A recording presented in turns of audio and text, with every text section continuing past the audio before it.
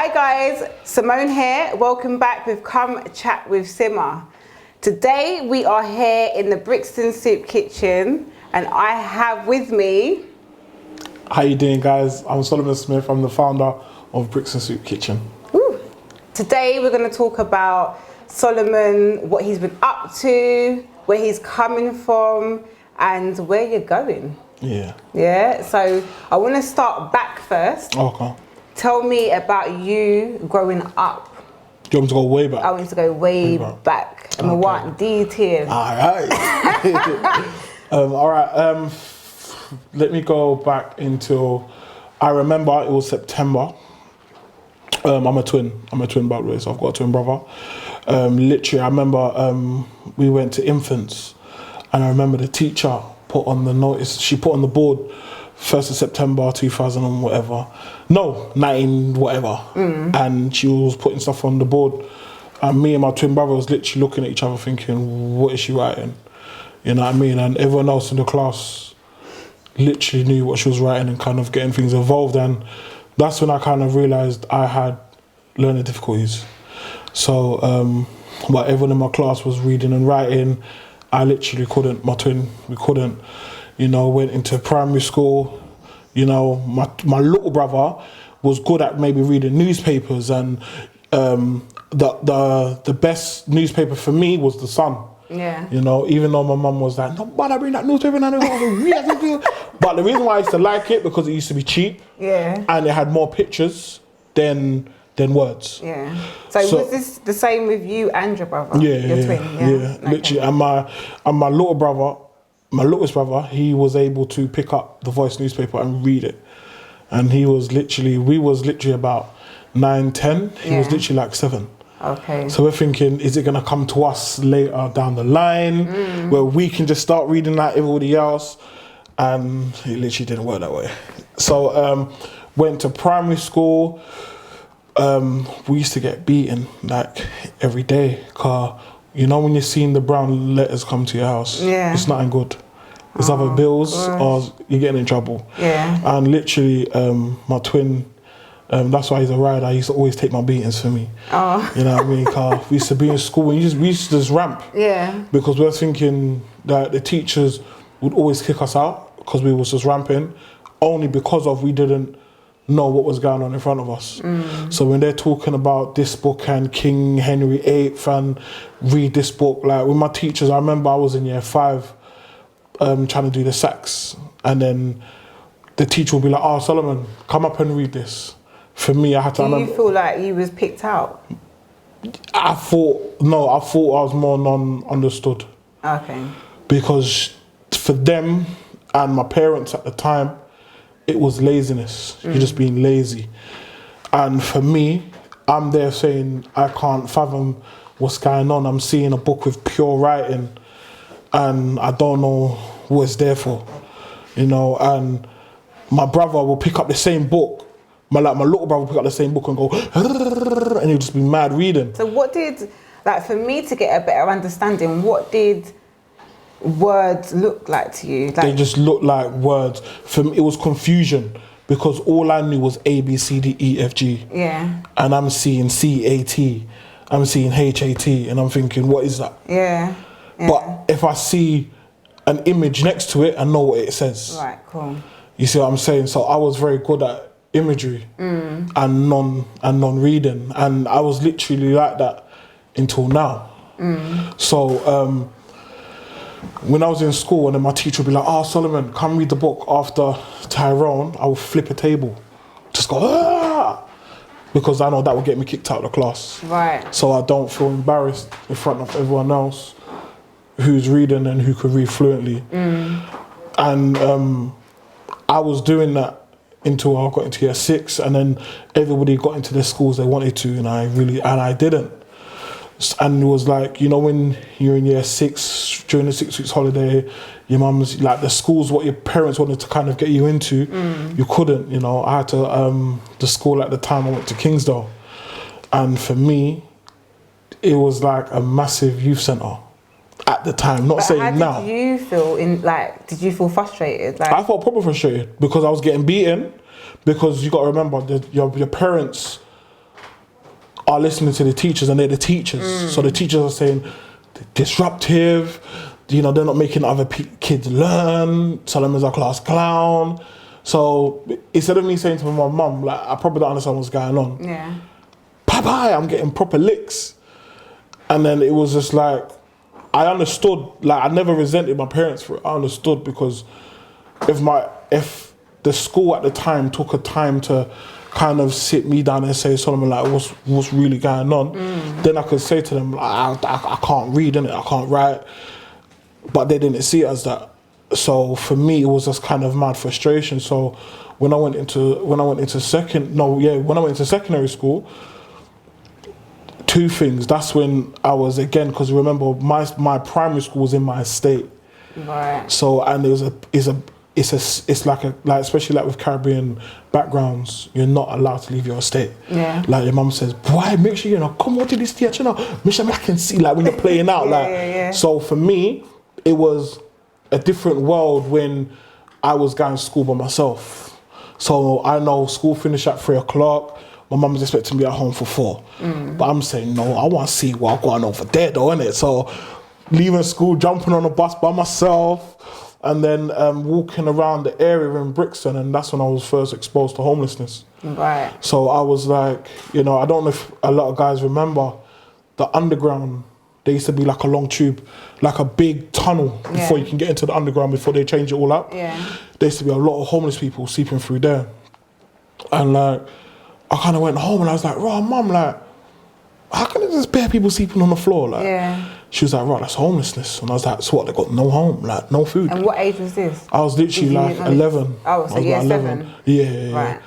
And then, again, from a Caribbean background, especially on a Sunday, they're cooking for 20 people, but there's only 4 people in the house. I never understood that. Yeah. To this day, my mum does that. I'm like, why are you cooking so much food for?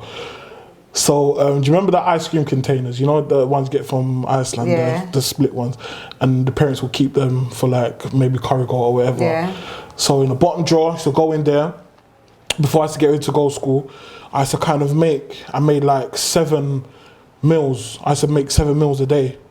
So I literally used to make 7 meals on a like obviously the Sunday after dinner, and then literally used to heat it up, get ready for school, and then before I used to go to school, I used to give out the meals. Wow. So I was doing that for by yourself? Yeah. Where was your brother? Did you go to the same school? Yeah, no, we did. Right. So both of us was kind of doing that for about 2 years. Wow. Literally, like before we was going to school. No, she didn't even know. Oh. She wondered, like, where's my food gone? No, she was just like, yes, son, you're eating good. Yes, man.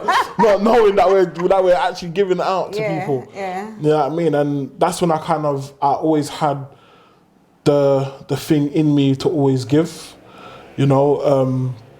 And it was like from that day is when I saw them sleeping rough on the floor, made me appreciate, even though I'm from a council estate, I've got a home, carpet, bed, TV, PlayStation. Grateful.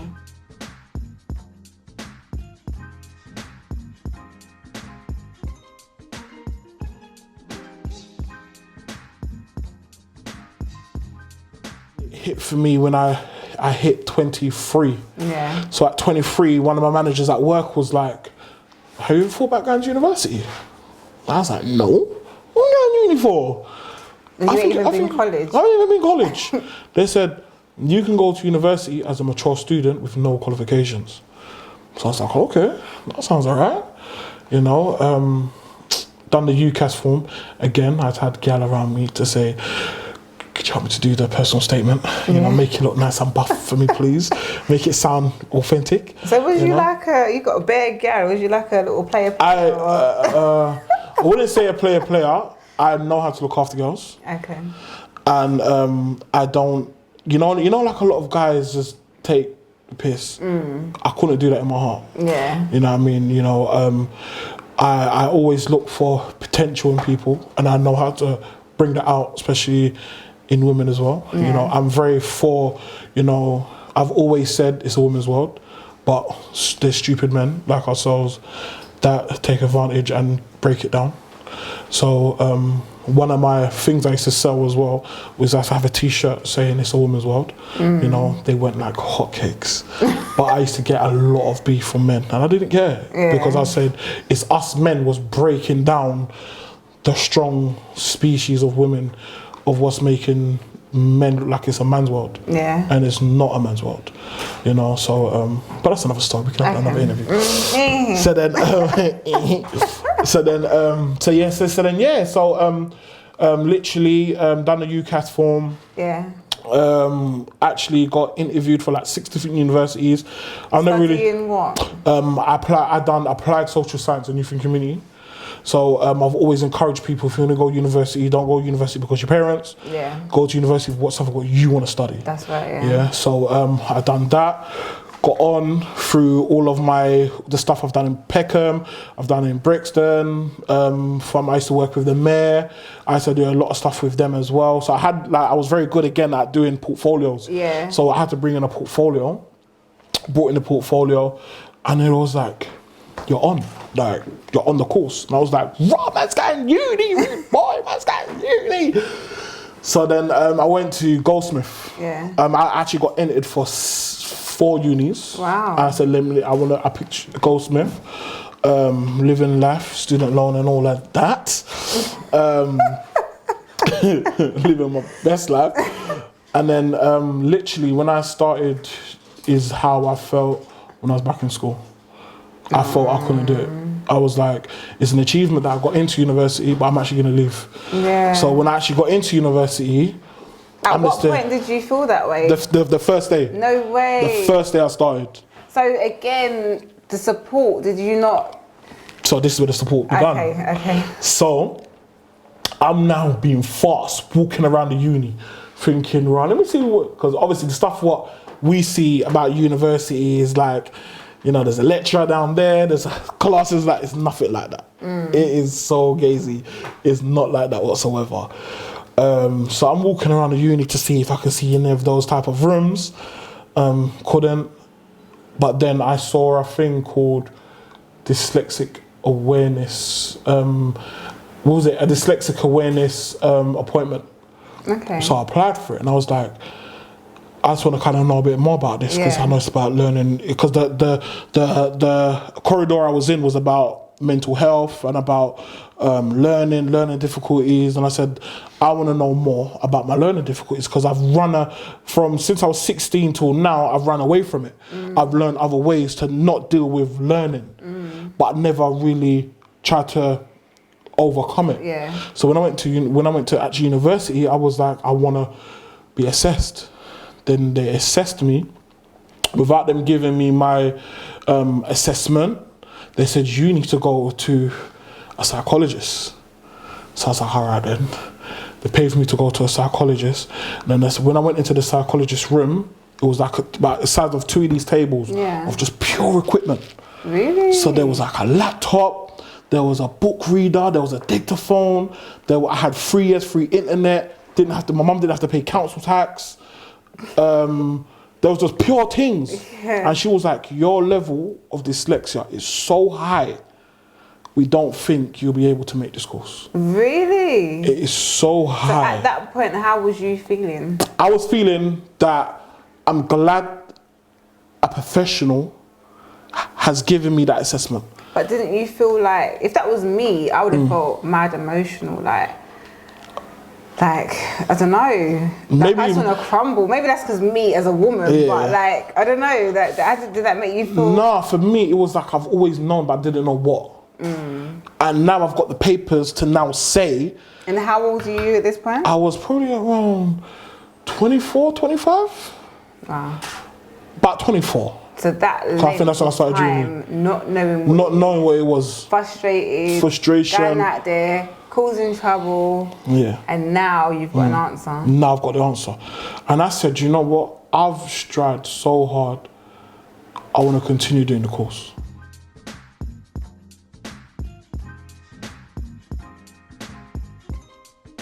On my last year, so I was on my 3rd year at uni, and we had to do our last work placement. But I couldn't do it because all my placements was like in youth clubs and community centres.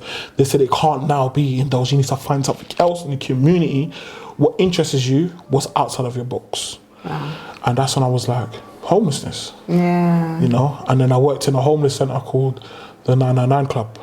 Worked in there. I was meant to work in there for 6 months. I was in there for a year because I enjoyed it so much. And while I was in there, I was doing my dissertation at the same time. So getting help with like my dissertation and still going to the 999 Club. And I was like, no, I was literally at home because I'm a type of person, when it's raining hard on the window, I find it so comfortable. You know, and then that's when it hit me. I was like, if it's raining and it's your best time, homeless people, this is their worst time ever. Wow. I was literally playing GTA.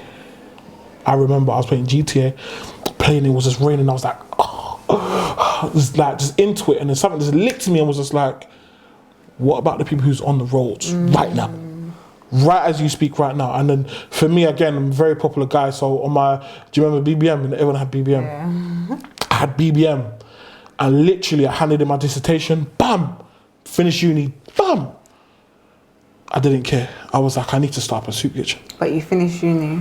Finished uni, 2-1. 2-1! Big boy things, 2-1 uni. Mad, throwing a hat in the air and all like that, dyslexic and that, crazy. And then, yeah, I did nothing with my degree because all I wanted to do was soup kitchen. So I was very lucky to have like 2,000 contacts on my BBM, and I was like, guys, anyone with coats, jumpers, jackets, let me know. Remember, I'm still driving dirty. Yeah. Remember, no license. Yeah. And then I said, wherever you are, I'll come to you now.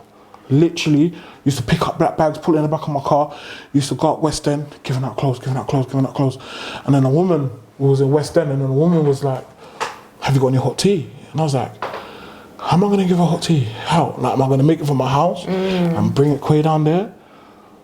And I was like, a flask, buy a massive flask. This flask what we use at the soup kitchen till today. I bought it online, and then literally we used to give out hot tea, and clothes. We was doing that for about 4 or 5 months, and then so I got my results in October, and I started doing this from like September. We literally started having a proper soup kitchen in the 1st of January 2013. Wow. So I literally went out there, went to different areas in Brixton. Was like, all I need is a centre where I can cook food. They can come in, just come off the streets for a couple of hours. You know, this is something I just wanted to run before I start to use my degree and get to work and that. You know, went online, stole a logo, copied and pasted it. You know, made a nice little flyer. Not into what we use today, but I didn't expect the soup kitchen to grow like this, the way how it is now. At the time, like, who supported you? Was this just friends or? Just friends and family, literally, you know. So I was still working for the council. So half of my money, what I was getting from work, is what I was using for the soup kitchen. So I used to go Tesco's in the morning, you know, used to buy like a lot of cans of soup, used to buy like 100 tea bags, sugar, you know, I was doing that for about 2 years, literally. And then it was just crazy because then, you know, a lot of media will kind of get wind of what we're doing. And then I remember getting a call on my phone.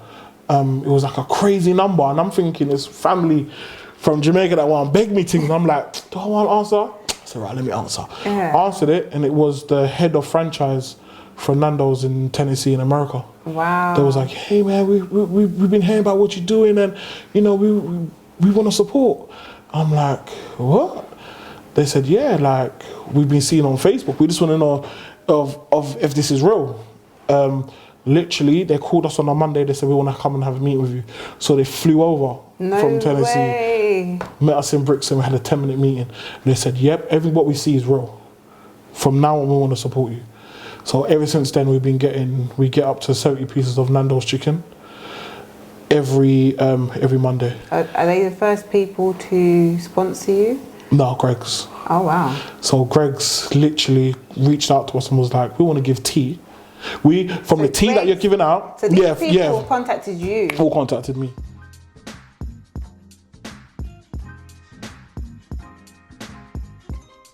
You don't sometimes understand that things that you sometimes wish for can sometimes be a stress. Because then when people are sending you DMs and you can't get back to those DMs, people will be, right, you think you're too bad and bougie. But they don't understand, like, it's not, it's very overwhelming. I'm one person. I'm somebody, and you know, we're not like other charities who's been running for 100 years, who's got a team of PR, team of this, like, we've got a team of like 4 or 5 people who I'm lucky enough to have them because we only work on volunteers. I'm volunteering. You know, I'm not working. You know, I literally stopped youth work, what I've been doing for almost 15 years, to dedicate more time at the soup kitchen because I thought this is my calling, you know. And, you know, a lot of people's, again, their perception is, right, you got money, you got this. No. If it's a donation for the soup kitchen's donation, it's not my property. You see what I'm saying? And people's like, right, you must get money there. No. Because once you are a charity, you know, we are now governed by the Charity Commission, where you now have to show ingoings, outgoings, donations that's come in. You know what I mean? And for me, having a charity has made my life harder. But at the same time, you know, our logo was done by, when we was rebranding, I didn't want to put my face on the logo. But everyone around me was going, put your face on the logo, man. I'm like, no. Like, it's a charity. Whose face you see on a charity? So I'm saying to the whole team, no, dead. And they're like, Solomon, you set this up. This is not a thing where you're working for them. This is something you've set up. So I was like, all right, cool. We put a tweet out. And then it was like, hi guys, we're rebranding. You know, we're looking for a new logo. We were sent over 150 logos. And then we picked the logo what we have now. To find out the person who done the logo is the main drawer for Nickelodeon Ninja Turtles. Wow. I didn't have a clue. That is crazy. I literally didn't have a clue. You know what I mean? And these are the people, and this is when I keep on saying to people, you never know who's watching. Definitely. Last year, a letter come through. So it come through to the soup kitchen. Pie. Now, to this day, I keep it true. Even though all the successes, I still can't read. So I saw a letter from Open University. So I'm thinking, right, they're running me down for peas already. Like, I'm not even working. You know, like when they're saying, like, oh, you got to pay your student loan. I'm thinking, right, they're stressing me for money already. So I said, right, you know what? I gave it to my friend to read. I said, well, read it out to me and let me know what's going on, innit? He read the letter to me and he was like, oh, they're awarding you your master's. I was like, what? They said they are awarding you your master degree because of the work you've done with the soup kitchen. Wow. So for me to now have my master degree when I would have never thought of when I was 16 to have my learning difficulties to nothing is one of the biggest achievements I've ever had.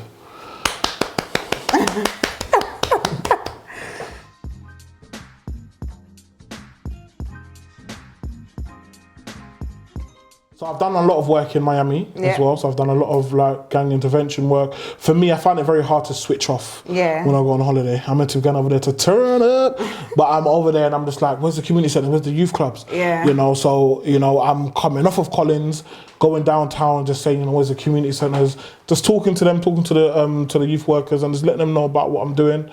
And then, you know, we've just connected ever since. I used to do a lot of work down there. They literally wanted to pay for me to be down there, accommodation, flights, but then at the time I just had my daughter, so I couldn't have done it. And plus I started university at that time as well. And literally they just kind of kept in contact, seeing what I was doing with the soup kitchen. And then there was like, we need an organisation like this in Miami. So I went down there probably about 4 years ago. Went down there, and some of the charities that they've hooked us with, again, they're very church-based and things like that. And I remember, I'm not against church organisations, but I just didn't want it to force feed it down people where they have to pray to get a meal, etc., etc. So I just literally just set something up down there. So it's like an outreach team where we just kind of go down there, go downtown, go down to Little Haiti, go down to all the main homeless poverty spots in Miami. So we've been doing that for quite some time. One of my friends, he got deported. So he's now living in Jamaica. And he was just like, the homelessness out here is immense. You know what I mean? So I was like, you know, your internet works down there? Okay. Show me your WhatsApp. You know, WhatsApp down there, show me what it's like down there. Literally made a trip. I was actually in Miami working. And because Miami was just mad raining, I said, let me fly over to Jamaica for a day. Went over there for the day and I was just like, oh my God, like this is a completely different thing. Wow. So made the connections then when I was down to, went down there 2 months later, spent 2 weeks down there, working down there. And then I was just literally, while I was there, I was sending emails. I realized that, you know, a lot of things down there is about promotion. So I saw Ray nephews everywhere. In schools, colleges, raves, dance halls. I'm thinking, why are they promoted everywhere? So I said, you know, let me reach out to them. Reached out to them and then they gave me an interview. So we had a meeting. And it was just kind of me just kind of showing them what I do in the UK and something what we wanted to kind of set up over there. So one of the plans is to kind of get a container in Spanish Town, because that's where the most homelessness is. Have it in Spanish Town, get a container down there. And one of the main ethos again is about helping them to help themselves. So I actually wanted a container where they could maybe make into a homeless center where they do the lighting, they do the gardening. You know, I don't want it to be like I'm coming down there to do everything. My thing is about what can I do to kind of leave for you to leave legacy, not just for me to leave legacy. You know, so we had a lovely meeting with Ray Nephews, who's very willing to support. Literally had a meeting with Juicy Patties down there as well. They're also looking to support. So we're just waiting for some politicians who's allowing us to be on their land in Spanish Town. We're literally just going to just go from there. So a soup kitchen in Jamaica? In Jamaica. And that's not, so that, you haven't got a date yet or nothing like that, you're just waiting literally just waiting for the plan, because a lot of the things over there, if it's not owned land, is government land. So the land what we want to be on is on government land where they don't charge us. And obviously we're doing something good, so it's been all positive. So we're literally just waiting. But in the meantime, between time, you know, we've got teams down there that are cooking up food and just kind of passing it out to the homeless. So you can see on the Jamaican Soup Kitchen Instagram. Okay. Amazing. Your whole journey, this whole conversation, I feel like I've learned so much more about you. I feel so inspired, so motivated. I want to actually get involved and help more. I have bought some stuff today. I've been decluttering, so I've bought clothes and stuff that I want to leave here. And thank you very much. Thank you. And plus, for everyone who kind of want to support, want to help out, we've got a funding page, so please donate. We don't get no government support, we rely on donations. If anyone wants to come down and volunteer, we're not just open on Christmas, let me put it out there. We get a lot of people just want to just holiday on Christmas. We're open all year round. And we like to bring in children as well, so they are aware of their surroundings, because a lot of the times, you know, the new iPhone comes out, they want the new iPhone. The new Xbox comes out, they want the new Xbox. And they're not understanding that we also get children their age coming into the soup kitchen, using the service. You know, so again, we want parents to encourage their children to kind of come down and, you know, to do a bit of giving back as well. So definitely. So thank you for sharing your story. You are more than welcome. And just before we go, I just wanted to ask you, which I should have asked you before, how far would you like to take Brixton Soup Kitchen, or the Soup Kitchen? For me, I want to take it as far as far. So I want to conquer world homelessness. I want to be, and planning to be a homeless congressman. Wow. So I want to kind of be a spokesman for homeless, because I get a lot of emails for the past 2 years. I get a lot of emails from people from all around the world just saying, I love your movement. How do you set it up? Yeah. You know, I get a lot of emails from the UK where people come down and meet with me just to know how to set up a soup kitchen. And for me, I don't want to hide the blueprint. You know, my thing is if I want to help, there's a lot of organizations what didn't want to help me when I needed their help. You know, they was like, no, leave it to the professionals. And for me, it's about if you want to conquer world homelessness or even conquer homelessness in your area, you can't do it alone. You know, so for me, the reasons why I go to different areas and I go to all around the world is because I'm not saying I'm going to conquer world homelessness by myself. Yeah. But I actually want to put the spark into the people's minds to know that a guy from Brixton who has no GCSEs has actually been awarded his masters from doing the work he really loves could change the world. Amazing. And that's what I want to do. Amazing. Oh, thank you. You're more than welcome. So thank you guys for taking your time out to watch this edition of Come Chat with Sima. Thank you, Solomon, for having me at the Brixton Soup Kitchen. Amazing. I'm coming back real soon. Please. And what can other people do to get in touch with you, follow you, help out, volunteer, etc.? You can reach us out on all social medias. We're on Snapchat, Brick Soup Kitchen, Twitter, Brick Soup Kitchen. We're on Instagram, Brixton Soup Kitchen. So please just Google us. We're on the emails, brixtonsoupkitchen@gmail.com. We're open Monday to Friday from 10 in the morning till 3. So if you guys are available between them, just come down, see what we do, you know, and just be inspired. Also, we've also got a funding page as well you can see on our website. So please donate. Thank you. Subscribe, turn on your notification bell. Tell a friend to tell a friend, share it, like it, and all of these things. Follow the links below. And until next time, peace and blessings to you.